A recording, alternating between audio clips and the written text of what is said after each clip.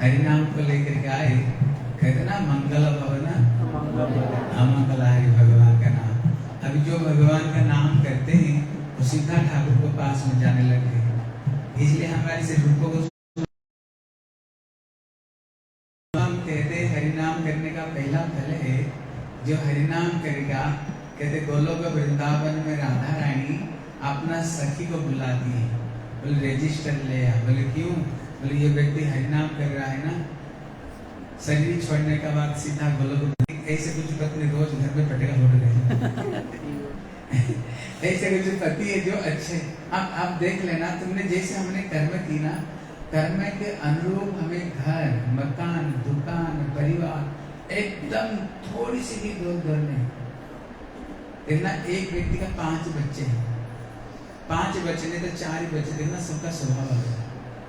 किसको स्वभाव में किसका मिलता है? हम कितने लोग बैठे हुए बताओ, हमारे चेहरा किसको चेहरा में मिल रहा है क्या? क्यों नहीं मिल रहा? कारण क्या? बोले कारण हमने जैसे कर्म की ना, वो हमें कर्म का अनुरूप परिवार सब कुछ हमें वैसे ही, अपना कर्म के अनुरूप हमें सब कुछ वैसे ही मिलता है। ठीक है ना? हाँ बैठ जाओ, बैठ जाओ। बोलो वृंदावन बिहारी लाल की जय। लेकिन देखो एक चीज को समझो, अगर कोई व्यक्ति भगवान का नाम जप करता है, क्या करता है? भगवान की अगर हरिनाम कर रहे हो, क्या होगा? कहते भगवान के नाम करने पर जो जम महाराज चित्रगुप्त को बुलाते, जो हमारे सारे जीवन का लेखा जोखा करने वाले, उसको बुलाते हैं। बुला कर क्या बोलते हैं? बोले इसका नाम जो है रजिस्टर से इसका नाम को काट दो। बोले क्यों? वो हरि का नाम ले रहा है ना, ये कभी और नरक नहीं जाएगा, कभी वो व्यक्ति नरक नहीं जाएगा अगर हरि का नाम करो। बोले तीसरा काम क्या है? बोले ब्रह्मलोक में ब्रह्मा जी आरती का थाला सजाना शुरू कर देते हैं। बोले क्यों? बोले हरिनाम कर रहा है ना, जब ये भूर भुवा मोह जन सत्य लोक को पार करेगा, बीच में मैं इसको आरती करूंगा, उसको मैं आरती करूंगा। हरिनाम करने का इतना महत्व है, इतना महत्व हरिनाम करने का, और अंतिम समय में जाएगा भी कहीं। इसलिए मीरा कहती ना, पायो जी मैंने राम रत्न धन पायो, वस्तु अमोल तो दीन मरे सदगुरु कृपा करे अपनायो। पायो जी मैंने राम रत्न धन पायो। इसलिए जब हरिनाम ना कोई चुप नहीं बैठना। इसलिए महाप्रभु जब हरिनाम जगत में लाए, सबके सब हरिनाम करके सब भगवान का धाम में जा रहे। अभी जो पाप था वो तो दुखी हो गया, भगवान के पास में आए, बोले प्रभु आप जगत में ऐसे नाम लाए हो, सबके सब हरिनाम करते करते भगवान का धाम में जा रहे। कि नरक तो धीरे धीरे खाली होते जा रहा है, कि नरक सब खाली होते जा रहा है। हमें तो पाप ने बताया मेरे को तो कोई स्थान तो सुन ध्यान देकर, बोले जब कोई व्यक्ति ताली बजाते हुए हरिनाम करेगा उसका पाप उड़ जाएगा, लेकिन उड़ करके बैठेगा कहाँ पर? जो हरिनाम नहीं करेगा। इसलिए जब हरिनाम होगा ना, जब हरिनाम कोई चुप मत बैठा करो, ठीक है ना? चुप नहीं बैठनी चाहिए, ठीक है ना? कोई चुप नहीं बैठना चाहिए, नहीं तो हमारे सबका पाप उसका सर पर जाकर बैठ जाएगा। ठीक है? तो कैसे हरिनाम करना? ताली बजाते हुए, ताली बजाने पर गोस्वामी तुलसीदास जी कहते हैं ताली बजाने का क्या लाभ है। उदाहरण दिया उन्होंने, जैसे आप आंगन में दाल नहीं तो चावल सुखाने के लिए दिए हो, कोई चिड़िया आकर खा रहा है, उसको भगाने के लिए क्या करते हैं? हम ताली बजाते हैं ना। ताली बजाने पर वो चिड़िया उड़ जाएगा। और यहाँ दबाओ तुम्हारी डायबिटीज सही हो जाएगा, दिखाता है ना? तुम्हारे हार्ट की बीमारी से देखना अलग अलग पॉइंट से बताता है। लेकिन जब ताली बजाओ ना, तुम्हारे हाथ के सारे पॉइंट से दबती कि नहीं? जो जितने जोर से ताली बजाएगा उतना उसका सारी बीमारी भी सही होगा। आपको प्रेशर तो है ना, आपको प्रेशर उस ताली बजाने पर सब चीजें होता है। ठीक है? ताली बजाने पर क्या होगा? पाप और चिड़िया भी उड़ जाएगी और तुम्हारी सारी बीमारी भी सही हो जाएगी। देखो तीसरा सबसे बढ़िया लाभ है, आप देख लेना, जब संसार में ज्यादा दुखी हो जाते हैं, किसी तरह से दुख जाता है नहीं, एक के बाद में एक के बाद में एक आती रहती है, हम क्या करते हैं? किसी ज्योतिष को पास में जाकर बोला देख लो तो ये दुख क्यों नहीं आ रहा? एक के बाद में एक जैसे समुद्र में लहरी आती है ना, एक के बाद में एक के बाद में आती रहती कि नहीं? अब देखना संसार में क्या होता है, एक समस्या सोच कोशिश करते हैं, एक समस्या हल हो जाए सुख मिलेगा। देख लेना एक समस्या तो गई, पीछे दूसरी समस्या कर रही हो। अरे हाँ कि ना बोलो, है ना? दूसरी समस्या नहीं गई, सोचो तीसरी समस्या कही है, समस्या के ऊपर समस्या। लेकिन क्या ज्योतिष तुम्हारी समस्या दूर करते हैं?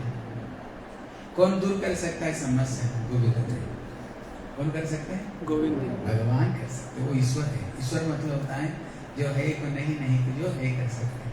वही हमारे दुख को दूर केवल वही कर सकते हैं।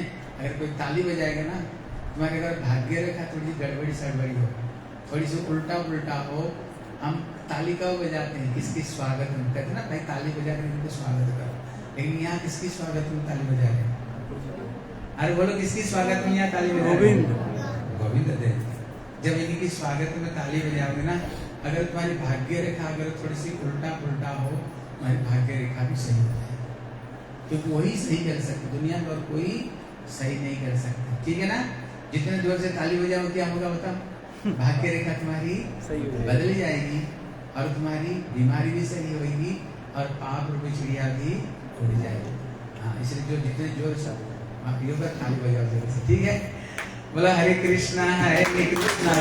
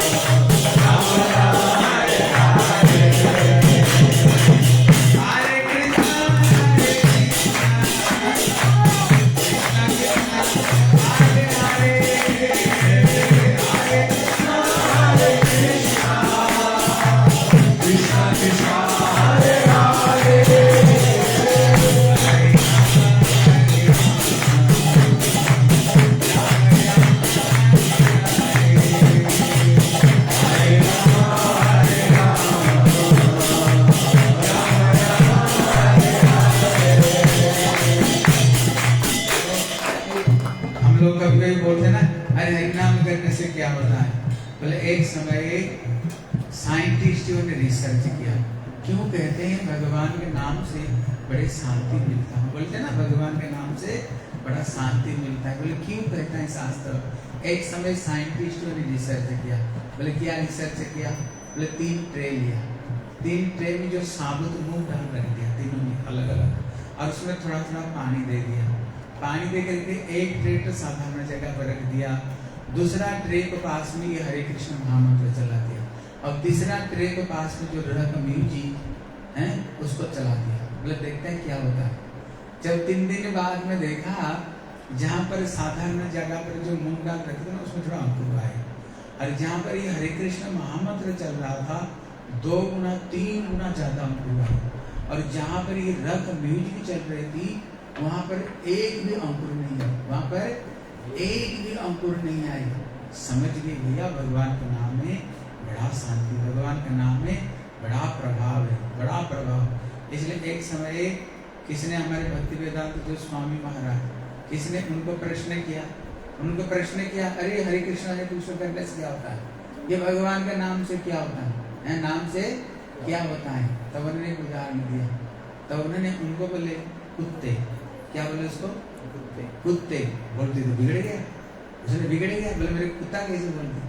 बोले भैया कुत्ते 2 अक्षर में अगर इतना शक्ति हो सकता है, आप बताओ भगवान के नाम में कितने शक्ति नहीं है? भगवान के नाम में कितने शक्ति नहीं। देखना जो दुनिया है ना सारे शब्दों के ऊपर चलता है। द्रौपदी क्या बोली थी? इतनी सी बोली थी, अंधा के बेटा अंधा, इतना से बोलती ना, इसके कारण क्या हुआ? पूरा महाभारत, और किसी कारण से महाभारत नहीं हुआ, केवल इतनी। आप संसार में भी देख लें, बहू सास का प्रति नहीं तो सास बहू का प्रति, तुम्हें थोड़ी सी जीवा केवल स्लीप हो जाए, थोड़ी सी कोई इधर उधर शब्द बोल दे, फिर क्या होता है? हमारे संसार में भी क्या हो जाता है? अरे बोलो क्या हो जाता है? महाभारत हो जाता है ना। अरे थोड़ी सी बोली तो और कुछ तो नहीं है ना। इसलिए अगर सबसे मीठे बोली बोलो, सबसे प्यार करो, बड़ी मीठा मीठा देना, संसार बड़ा आनंद में चलेगा। इसलिए जब ये साधारण शब्द में इतनी शक्ति है, आप बताओ भगवान के नाम में कितने शक्ति नहीं। इसलिए भगवान के नाम में बड़ा शक्ति, भगवान के नाम में सब कुछ। भगवान का नाम हरे मतलब होता है जो हमारे जीवन का दुख कष्ट को जो हरण कर दे। कृष्ण मतलब होता है मन हमारी बड़े चंचल इधर उधर भटकता है। क्री मतलब होता है आकर्षण करना, और स्ना मतलब होता है आनंद करना। अगर कृष्ण नाम करेंगे तो क्या होगा? जो मन भटकता हुआ जो मन है तुम्हारी भटकेगा नहीं। राम मतलब क्या है? जीवन में जो आराम दे, क्या दे?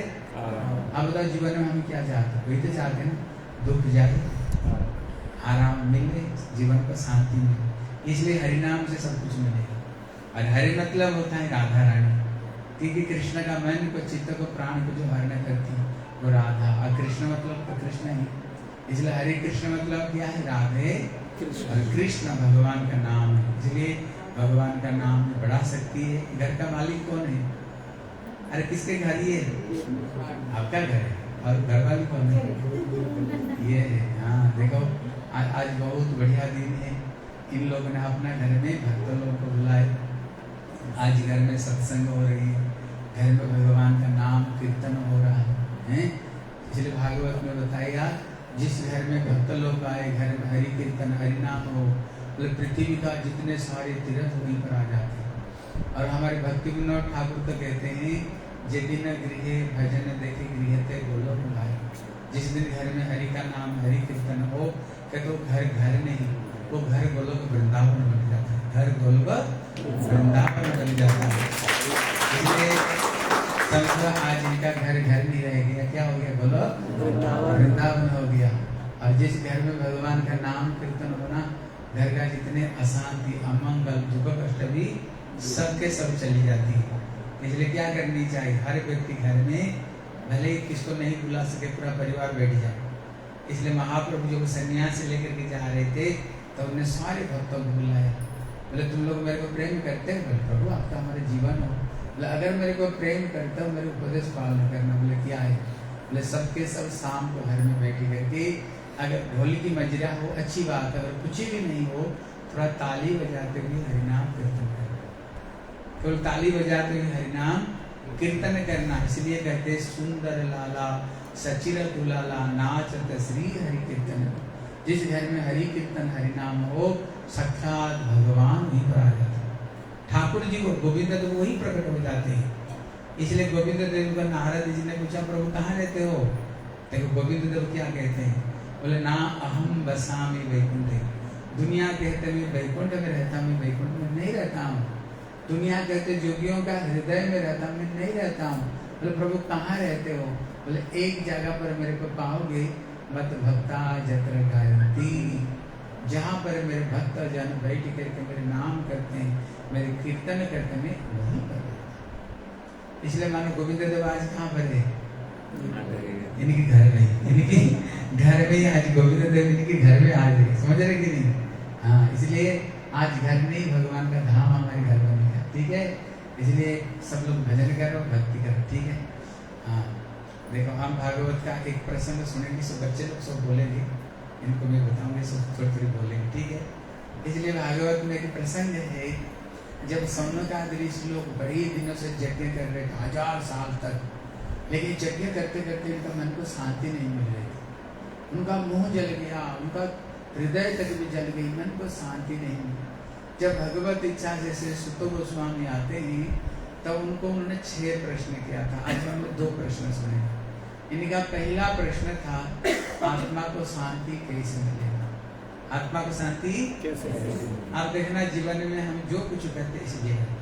पढ़ाई लिखाई, नौकरी चाकरी, दुकान मकान किस लिए करते हैं बता? केवल आत्मा को शांति के लिए। और कोई उद्देश्य है क्या? सारे जितना चेष्टा की एक उद्देश्य है, आत्मा को शांति कैसे। इसलिए इनका पहला प्रश्न है, आत्मा को शांति कैसे मिलेगी। इनका जो दूसरा प्रश्न है, कलियुग में भगवत प्राप्ति की सबसे सरल उपाय क्या है? कलियुग में भगवत प्राप्ति की सबसे सरल उपाय क्या?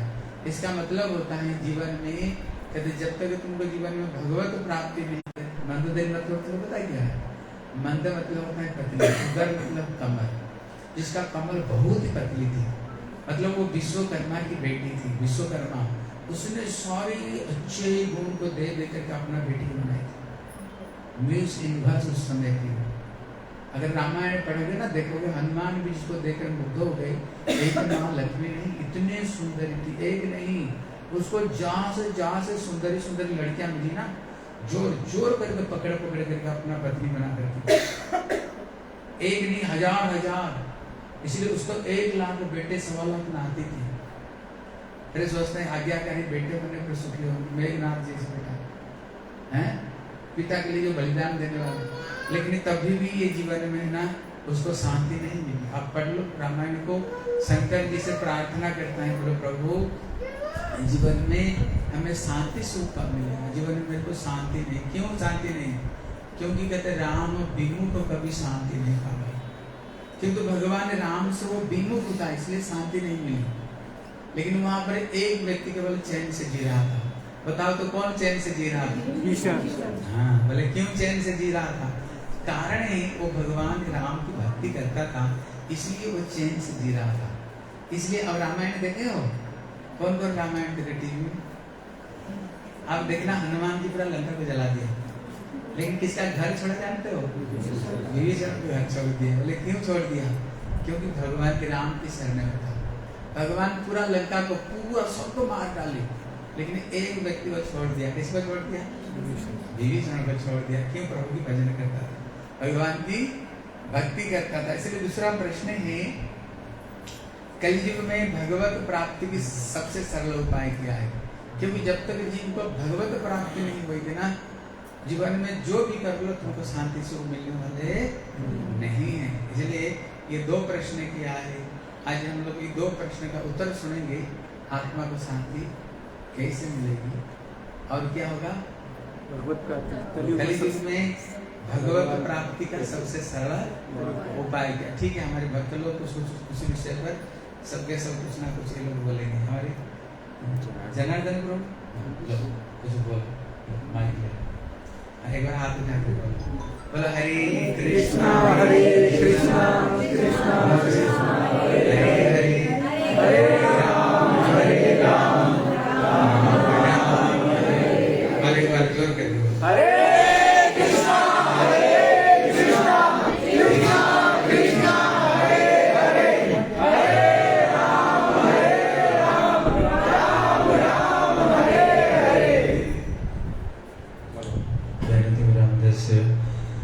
ज्ञानाञ्जनशलाकया चक्षुरुन्मीलितं येन तस्मै श्रीगुरवे नमः। वाञ्छाकल्पतरुभ्यश्च कृपासिन्धुभ्यः च पतितानां पावनेभ्यो वैष्णवेभ्यो नमो नमः। सबसे पहले मेरे गुरुपाद पद्म ओम विष्णुपाद अष्टोत्तर श्री श्रीमद् भक्तिवेदांत श्री गोस्वामी महाराज के चरणारविंद में असंख्य कोटि प्रणिपात ज्ञापन करता हूँ। कर्तव्य के हेतु कृपा प्रार्थना करता हूँ। तत्पश्चात नित्य लीला प्रविष्ट विष्णुपाद श्री श्रीमद् भक्ति श्री सिद्धांत गोस्वामी महाराज जी, नित्य लीला प्रविष्ट श्री श्रीमद् भक्ति वेदांत श्री नारायण गोस्वामी महाराज जी के चरणारविंद में असंख्य कोटि प्रणिपात ज्ञापन करता हूँ। विश्व भर में जिन्होंने कृष्ण भक्ति का प्रचार प्रसार किया, ऐसे ही अभय चरणारविंद स्वामी श्री प्रभुपाद उनके चरण में अहित की प्रार्थना करता हूँ। और यहाँ पे आप सभी भक्त, सभी गुरु भ्राता गुरु भगिनी सभी के चरण में मेरा यथायोग्य प्रणाम। सबसे पहला गुरुदेव ने बताया कि कैसे सौंदर्य ऋषियों का जो पहला प्रश्न था कि आत्मा को शांति कैसे मिलेगी, तो भागवत में सूत गोस्वामी उसका उत्तर देते हुए कहते हैं, सवै पुंस पर्वो धर्म यतो भक्तिर अधोक्षजे।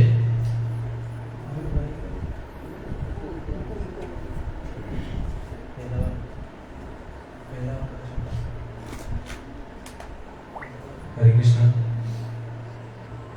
हाँ, सवै पुंसो पर्वो धर्म यतो भक्तिर अधोक्षजे अहेतु की अप्रतिहता यह आत्मा सुप्रसिद्ध थी। देखो, सबका अपना अपना एक धर्म होता है और उस धर्म से उसका अस्तित्व प्रकाशित होता है। आप सब लोगों ने देखा होगा, हम बचपन से लेकर अब तक और हम जिन्हों को भी देखा है वो सब क्या कर रहे हैं, वो क्या कर रहे हैं, अपने एक सुख को ढूंढने में लगे हुए हैं। यही हमारे धर्म है, हम लोग सुख के पीछे जा रहे। तो क्यों? क्योंकि हम लोग अमृतस्य पुत्रा है ना। और हमारा धर्म क्या है? आनंदमय अभ्यास। इसको ब्रह्मसूत्र में बताया गया कि हम लोग आनंद के पीछे जाएंगे क्योंकि हमारे अंदर आनंद खोज की प्रक्रिया अहर्निश चालू। हम लोग अमृत से पुत्र, हम लोग कभी मरते नहीं है, पर जगत में हम लोग देख रहे हैं कि पल पल हमें सब चीजों में हमें क्या मृत्यु की प्राप्ति होती है। कभी हमारा मन किसी चीज में भागता है, वो नहीं मिलता है तो वो मर जाता है, हमारा शरीर मरता है, हमारे उम्मीदें मर जाते हैं, क्योंकि हम लोग जिसके पीछे भाग रहे हैं वो क्या है? अनित्य वस्तु है। और हम जो हैं वो है हम नित्य वस्तु आत्मा है। इसीलिए स्वामी प्रभुपाद जी को किसी ने प्रश्न किया कि आपने पूरे विश्व में जो भगवत गीता वो किया, भगवत गीता के पहले एक पेज में आपने सब जगह लिखा कि हम लोग ये शरीर नहीं है, हम लोग आत्मा है, ये देहाभिमान नहीं रखना चाहिए। तो सब जगह एक ही बात को क्यों आपने बोला है? कहते हैं जब भगवान ने भी इस बात को बोला है, भक्तों ने भी इस बात को बोला है, तो मैंने बोलना क्या कौन सी बड़ी बात है?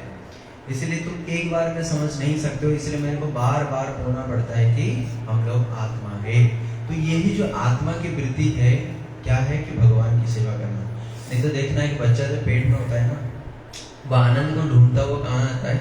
माँ की गोद में जन्म होता है पहला। उसने माँ की गोद को इतना प्यार किया, माँ की गोद में उसने आनंद को ढूंढा। फिर उसके बाद उसने थोड़े बड़े और होने पर मैया उसको क्या करती है? एक जगह बिठा करके उसके हाथ में झूलना पकड़ा देती है, खिलौने वगैरह पकड़ा देती है, तो उससे वो शांत हो जाता है। अब वो माँ की गोद के लिए नहीं रोता। अब वो आनंद को जो पेट में से गोद में से फिर खिलौने में ढूंढा, जब थोड़ा और बड़ा होता है तो उसको छोटे छोटे साइकिल चाहिए, तो साइकिल में वो जब जाता है अब उसको झूलना अच्छा नहीं लगता। अब वही आनंद को उसने कहाँ पे ढूंढ लिया? साइकिल में। और बड़ा होता है बाइक में, और बड़ा होता है पत्नी में, और बड़ा होता है बच्चों में, और ढूंढता ढूंढता वो फिर नाती पोते में चल जाता है। और फिर उसका ये जो सफर चल रहा था माँ के पेट में से, फिर एक और माँ के पेट में जाता है। अब की बार जो दो पैर वाली माँ के पेट में से वो आया, अब उसको 4 माँ के पेट में, या फिर किसी ऐसे भी हो जिसका पैर ही ना हो, जैसे सांप है, ऐसों के वो जाता है। तो उसके धर्म में क्या है कि वो आनंद को तो ढूंढ रहा है, परंतु आनंद उसको मिलता नहीं है। इसलिए हमारे गुरुदेव एक बहुत सुंदर स्टोरी सुनाया करते थे।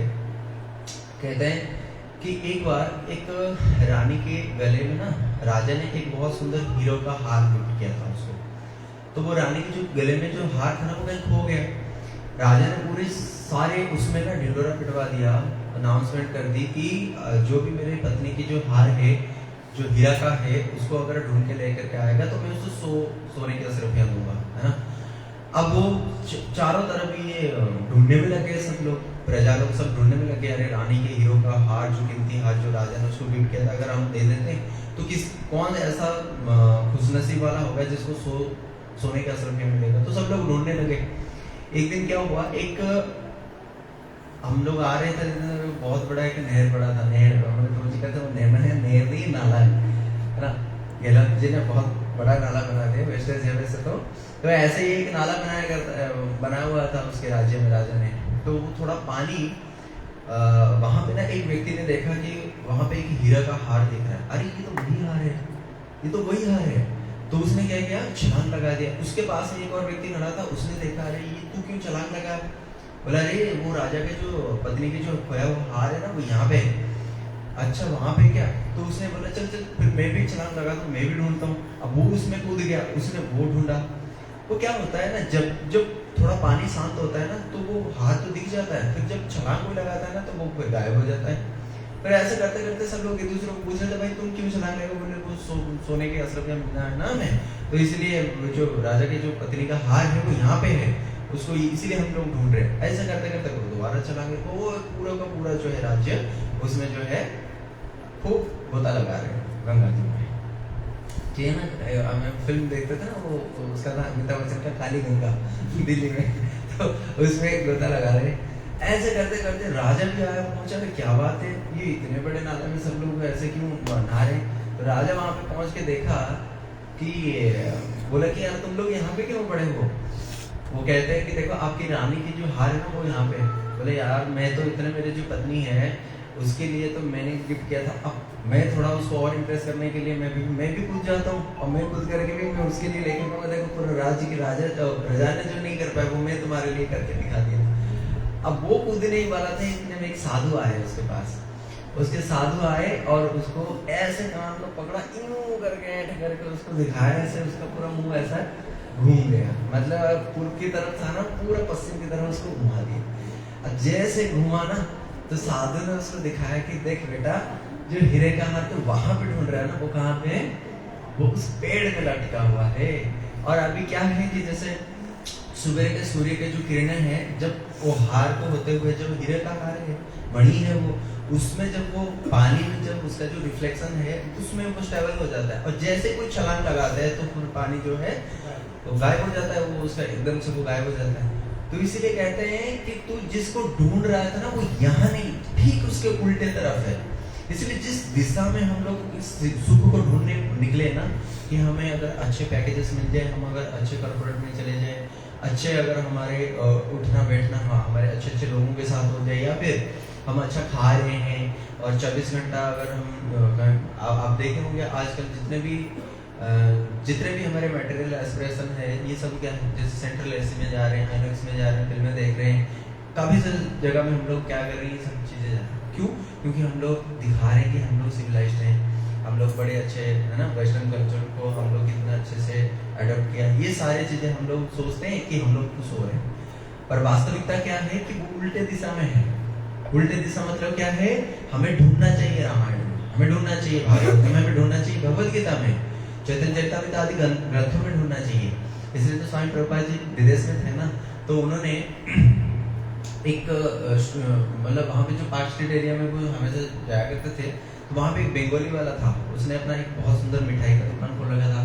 तो उसने बोला कि आप तो विदेशी नहीं लग रहे। स्वामी जी को बोला कि आप तो विदेशी नहीं लग रहे। बोला नहीं, मैं आया हूँ वहाँ से, बंगाल से। बोले अच्छा स्वामी जी आप भी बंगाल से हो? मैं भी बंगाल से हूँ। देखो हमारे वहाँ पे ना रसगुल्ला है, बहुत फेमस है, तो मैं यहाँ पे अमेरिका में जो है यहाँ पे देखो सब लोग बहुत बड़ा पसंद करते हैं। बोले तुम भी मिठाई लेकर के आए हो, पर मैं जिस मिठाई को उसी बंगाल से लेकर के आया हूँ ना, उसका नाम है चैतन्य चरितामृत। अब तुम्हारी मिठाई और मेरी मिठाई में सबसे ज्यादा रस किसमें है? इसीलिए जो चैतन्य चरितामृत है ना, वो क्या है? कहते हैं कृष्ण लीला सुकर चैतन्य लीला सुमधुर, दुहे मिले है सुमधुर, साधु गुरु प्रसाद तहाँ ही आस्वादे सही जने माधुर्य धार। इतना माधुर्य है, इतना लावण्य है उसमें कि एक व्यक्ति अगर डूब गया ना, कहते हैं कृष्ण भी उसमें गोता लगाए तो उनको भी पता नहीं चलता, इतना माधुर्य है उसमें गोपियों की महिमा, उसमें राधा जी की महिमा, इतना सब कुछ है। इसलिए ये बहुत अनमोल वस्तु है। हमें कहाँ पे ढूंढना चाहिए वो मिठास को, हमें उस स्वीटनेस को कहाँ पे देखना चाहिए, जहाँ पे देखना चाहिए उसके उल्टे दिशा में हम देख रहे हैं। कभी संभव हुआ है ना अभी होगा। हम हमेशा जितने भी हम खुद को एक बड़ा अच्छा सोसाइटी में मानना चाहते हैं ना, हम उतना फ्रस्ट्रेट होते हैं, उतनी ही हमें नींद की गोलियां खानी पड़ती है, उतनी ही हमें क्या करना पड़ता है, मोटिवेशनल स्पीकर हमें बेवकूफ बना करके हमारे से पैसे लूट करके लेके जा रहे हैं खामोखाई। और वो भी बात करते हैं हमारे इस शरीर के ऊपर ही बात करते हैं, अरे तुम्हें पता है तुम भागो, वो अभी तू हौसला खोना नहीं, तू बुलंदी को छू सकता है, ऐसे ऐसे बातें करके पता नहीं उसके कोई बेस ही नहीं है। और हम उसमें क्या करते हैं, 2 मिनट के लिए तो हम पूरा तेज हो जाते हैं कि हम वो करें। ये नित्य धर्म नहीं है। हमें तो केवल इसी बात को समझना है। तब ये बात अगर हम समझ गए कि हमारे जो नित्य सुख है वो उस पेड़ पे लटका हुआ है, और जैसे ही हम यहाँ पे छलांग मारे तो कहाँ पे छलांग मारे, इस संसार में हम आहार निद्रा भयमथन में छलांग मारे, तो हमें कैसे वो परमार्थिक प्रेम मिल जाएगा। और वो परमार्थिक प्रेम की ठीक उल्टा है, विपरीत है। जो हमें वहां पे दिखाया जा, जो हम वहां पे देखते हैं उसका ठीक उल्टा है। इसलिए सवै पुंस परो धर्म यतो भक्ति अधुक्षजे, जब तक हम भगवान की भक्ति, अधुक्षज की भक्ति नहीं करेंगे तब तक आत्मा संप्रसिद्धते, संपूर्ण रूप में प्रसन्नता को प्राप्त नहीं कर सकता। हजार उदाहरण है। मीरा ने क्यों छोड़ा, मीरा ने इतने बड़े राजघराने की क्यों छोड़ दी, कर्माबाई ने क्यों छोड़ दी। आपने नरोत्तम दास ठाकुर का नाम सुना है, राजकुमार थे। आपने रूप सनातन का नाम सुना है, फाइनेंस मिनिस्टर थे, कोई वो प्राइम मिनिस्टर थे, उन्होंने छोड़ दिया है। आपने इनका नाम सुना है, क्या नाम, प्रताप रुद्रदेव राजा थे। ये सब लोगों ने छोड़ा क्यों। आज आप लोग देखे होंगे इतने सारे विदेशी लोग बैठे हैं और वो 1-1 लाख हरिनाम करते, सब कुछ छोड़ छाड़ के। क्या वो पागल है? हाँ होंगे, नहीं पागल नहीं है, यानी कि उनको कुछ हाई टेस्ट मिला है तभी उन्होंने इन सब चीजों को छोड़ दिया। हमारे गोस्वामी इतने बड़े थे, रघुनाथ दास गोस्वामी के वार्षिक आय था 12 लाख स्वर्ण मुद्राएं, परंतु कैसा छोड़ा, त्यक्त्वा सुदुस्त क्या है, तो वो कहते हैं तृणामशेष मंडलपति श्रेणी सदा तुच्छवत। जैसे हम सुबह मल को त्याग करते हैं, उसकी तरफ देखते भी नहीं ना, तो कहते हैं हमारे गोस्वामी लोगों ने ऐसे छोड़ दिया कि उसकी तरफ देखना भी इच्छा नहीं करे। इसी का मतलब ही ये है कि हम लोग नित्य धर्म के प्रति जब चल जाते हैं ना, हमें ये सब चीजें अच्छा नहीं लगता। परंतु उसके लिए ना देखो, कोई भी चीज करो ना प्राइमरी स्टेज में, हमें थोड़ा सा उसके लिए मेहनत करना पड़ता है, करना पड़ेगा। जैसे पहले हम लोग मृदंग सीखते थे, बड़ा मेहनत करना पड़ता था, वैसे तो मैं आज तक सीख नहीं पाया।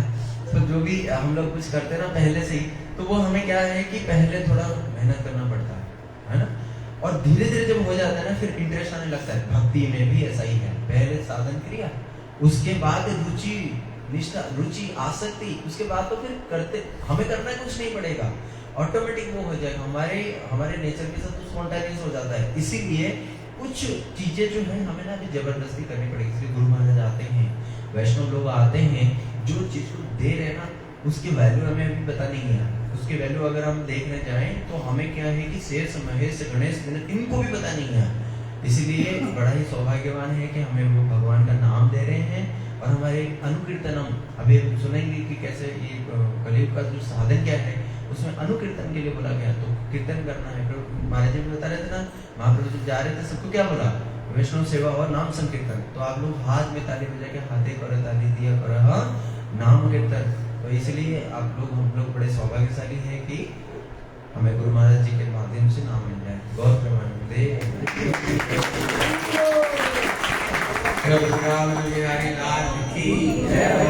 छोटी सी कहानी सुनो, कम करो, छोटी सी याद कर लेना कहानी।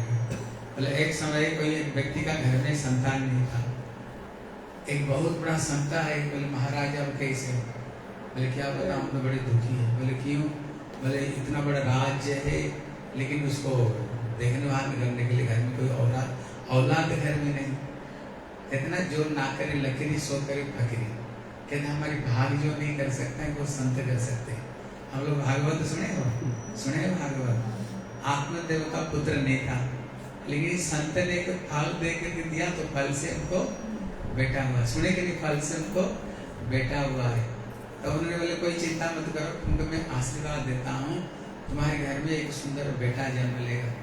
लेकिन वो बेटा जब जन्म हुआ राजा थोड़ा खुश हुआ, घर में बेटा लेगा, बेटा हो गया। लेकिन क्या हुआ, जो बच्चा छोटा था उसको पैसा लोभ से कुछ डाकुओं ने उसको किडनैप कर लिया। जब किडनैप कर लिया, राजा का दुख का सीमा नहीं। कहा संतों के आशीर्वाद से बेटा तो हुआ है, लेकिन वो बेटा ने किडनैप हो गया। एक दिन संत आए, बोले महाराज जी कैसे? बोले कैसे? बड़ा दुखी। बोले क्यों? तेरे घर में तो बेटा हुआ है, लेकिन बेटा तो हुआ लेकिन वो किडनैप हो गया है। लेकिन वो बड़े पहुंचे हुए संत थे, तब उन्हें ध्यान लगाया वो बच्चा कहाँ पर, और उनको अपना दिव्य दृष्टि से सब देख लिया।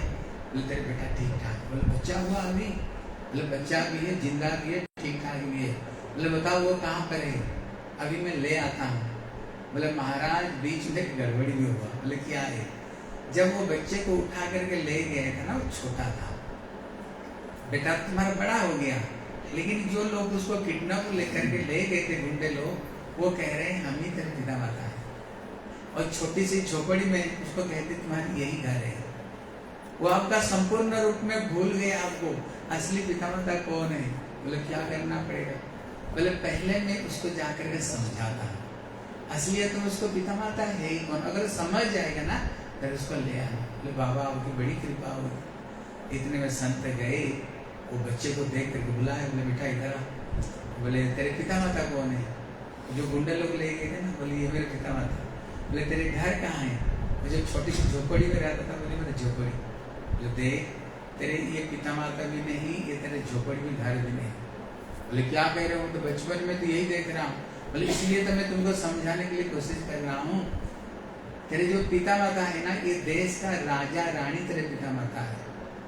तेरा जो घर है ना, वो राजमहल तेरा घर है। एक दिन ये देश का तू राजा बनने वाला हो। लेकिन जो जिसको पिता माता कह रहे हो ना, तेरे को बचपन में इन लोगों ने किडनैप किया है, तेरे को ये किडनैप किया है, हैं? बोले इसका प्रमाण क्या? बोले प्रमाण ये है, अब देख लेना बच्चा का चेहरा में पिता माता का चेहरा मिलता है। आप बताओ मिलता कि नहीं? आप लोग मिलते कि नहीं पिता माता का चेहरा? अरे हाँ कि ना बोलो। कभी कभी हम बोलते ना देखो माँ की चेहरा ये बच्चे में आया, कभी कभी बोलते ना पिताजी की चेहरा ये बच्चे में आया। आप कभी कभी देखना पिता माता का मिलता हुआ चेहरा बच्चे में, नहीं तो उसका दादा की चेहरा आता है कि नहीं?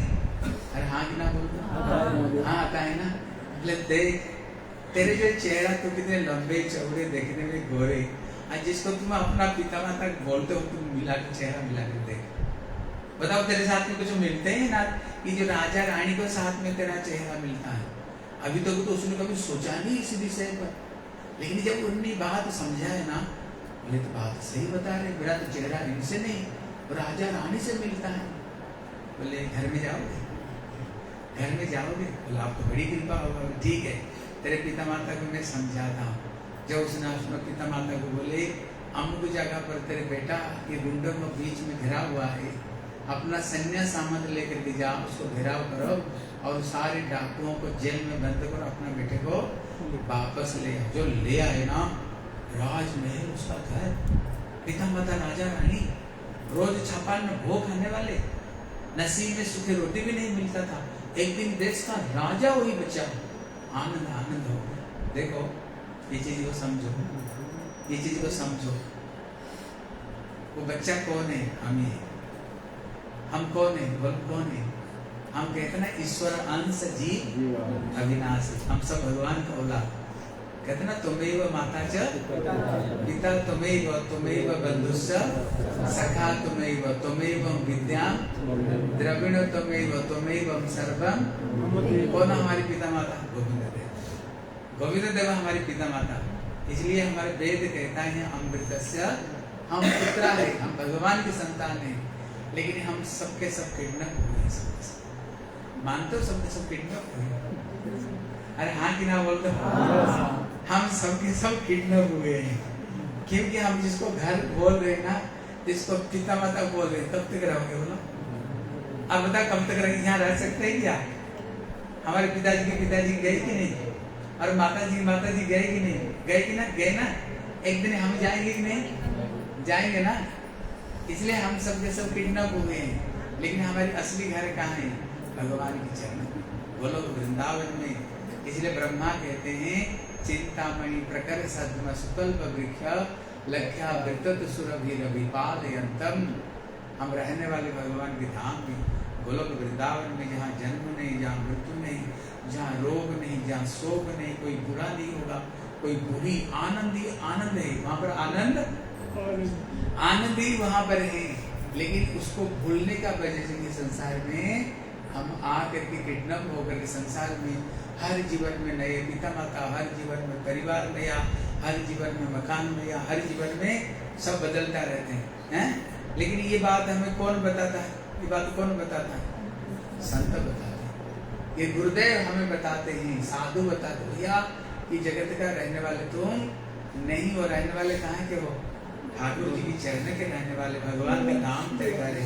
लेकिन तुम किडनैप होकर के घर, तुम किडनैप होकर के आए हो, इसलिए तुम भगवान की संतान। चलो भगवान का धाम है। अब बताओ कौन जाना चाहते? ठाकुर के पास सब जाना चाहते हैं। हम लोग बहुत अच्छे हो, ताली बजाओ। भगवान के चरण में सबके सब ठाकुर के चरण में जाना चाहते, वही हमारी असली बात। प्रश्न है अभी हम वहाँ जाएंगे कैसे? ये होता है ना, हम अभी कैसे जाएंगे, जाने का प्रोसेस है ना। इसलिए दूसरी प्रश्न में यही बताते हैं, अगर तुम वहाँ जाना चाहते हो क्या करना पड़ेगा? इसलिए कलिजुग केवल नाम आधारा और सुमेरी सुमेरी नर उतर। वहाँ जाने के लिए केवल एक मार्ग है, ठाकुर जी का नाम। और एक चीज है, हाँ समझो, एक उदाहरण दिया,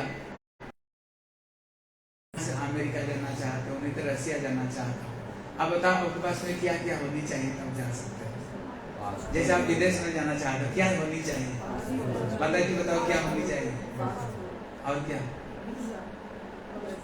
हाँ देखो, इस आधार में एक जगह से दूसरी जगह जाने के लिए तुमको 3 भगवान को पास में जाना चाहते हैं ना, हमारे पास में भी 3 चीजें होनी चाहिए, ठीक है ना। और 3 चीज क्या? पहला नंबर पासपोर्ट, गले में तुलसी कंठी, ये पासपोर्ट है। और जो वीजा है ना, ये तिलक वीजा है। और जो टिकट है ना, भगवान का नाम। बस एक बार दोनों हाथ उठा करके बोलो, बोलो हरे कृष्णा कृष्णा कृष्णा हरे हरे, हरे राम राम राम हरे हरे। यहाँ पर सत्संग होता रहता है ना, जनार्दन के बीच में यही सत्संग करते हैं। बस होनी चाहिए, तभी जाकर वहाँ पर मिलेगी, नहीं तो एंट्री मिलेगी नहीं। लेकिन आज के टाइम पे क्या है ना, हम लोग को ये तिलक लगाना, गले में माला पहनना, भगवान का नाम जप करना, ये सारा बड़ा आउटडेटेड लगता है। इसको हम लोग को गले में तुलसी पहनने के लिए तो सबसे पहली बात सबको ऐसा लगता है, गले में तो सूखी लकड़ी क्यों पहनेंगे? कितना पैटर्न का कोई बुरी बात नहीं, ठीक है। हम एक समय पर यही जयपुर से कोटा जा रहे थे, तो एसी सेकंड टायर में टिकट था, और उसी में एक लड़की अपनी कैट को लेकर आई है, पेट लेकर आई थी, उसको पिंजरे में रखकर, केस में रखकर ही लेकर आई थी, 2 बड़े बड़े बैग्स के साथ में। और जाकर के कह दो, प्रभु मैं तेरा तुम मेरे, गीत गाते हो चिल्ला चिल्ला के, गले फाड़ फाड़ के। गोविंद देव जी कहेंगे, बोले क्या तुम्हारे अंदर क्या चिन्ह है? मतलब तुम मेरे हो, तुमने मेरे लिए क्या ऐसा श्रृंगार धारण किया है, क्या मेरे लिए त्याग किया है? बतलाओ। मुझे तुलसी अत्यंत प्रिय, एक एक कोर में बाज में भी यज्ञ करने का फल मिलेगा, ये रहे शास्त्र प्रमाण। लेकिन उसी के विपरीत अगर जिसने तुलसी कंठी धारण नहीं करी, यमराज यमदूतों को कहते हैं, बोले मेरे पास में उन सब, बोले किन किन को? बोले जिनके गले में तुलसी कंठी है ना, साथ में नहीं जाने वाला। तुलसी कंठी लेकिन एक बार धारण करो, गुरुदेव के हाथ से लेकर के जीवन भर ये तुलसी गले में धारण करो, इसके जैसी पवित्र वस्तु और कुछ नहीं है, है ना। इसलिए गले में तुलसी अवश्य होनी चाहिए। तुलसी के अंदर रोज जल, इतना मेडिसिनल बेनिफिट्स हैं, हर दृष्टिकोण से विचार करोगे तुलसी की बड़ी महिमा है। इसलिए सार में इसी चीज को समझो, गले में तुलसी धारण करो। और गले में तुलसी पहनना मतलब बस एक क्या, प्याज लहसुन। देखो ये गुरुजी से जब चरणाश्रय ग्रहण किया तो उस समय पर गुरुदेव ने कहा गले में तुलसी कंठी की प्याज लहसुन और नहीं खाना।